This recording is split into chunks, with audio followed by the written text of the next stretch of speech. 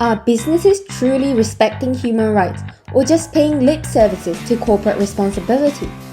We hear words like SDGs, CSRs and ESGs, but are companies really committed to respecting human rights?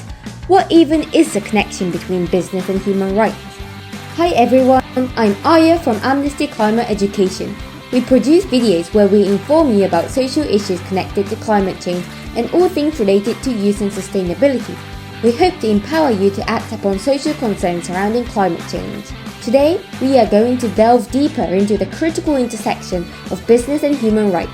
In just 4 minutes, I will unpack the complex landscape of international law, human rights due diligence, and the UN guiding principles on business and human rights. Let's dive in. Firstly, what exactly do we mean by business and human rights? It goes beyond mere corporate social responsibility. It's about recognizing that businesses wield significant power and thus have a corresponding responsibility to respect and uphold human rights. This includes everything from labor rights to environmental protection and community welfare. At the heart of this concept lies international law, which sets the stage for business obligations regarding human rights.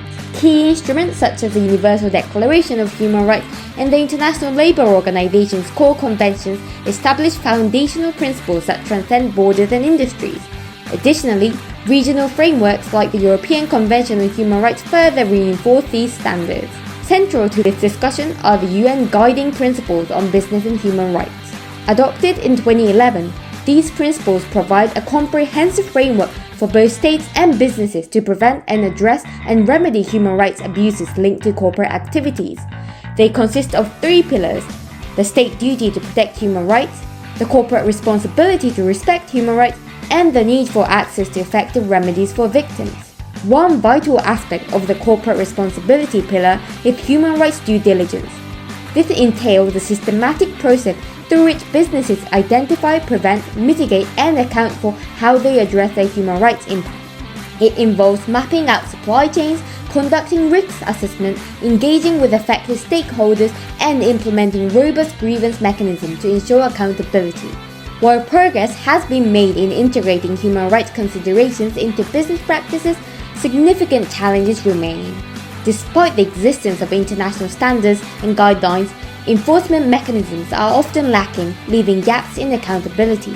Moreover, the complexity of global supply chains and the power imbalances between corporations and affected communities present ongoing challenges. Nevertheless, there's cause for hope. Governments, civil society organizations, and conscious consumers all play crucial roles in driving change. By advocating for stronger regulations, supporting grassroots movements, and making informed purchasing decisions, we can collectively push for greater corporate accountability and respect for human rights. In conclusion, the nexus of business and human rights is a multifaceted issue with far-reaching implications.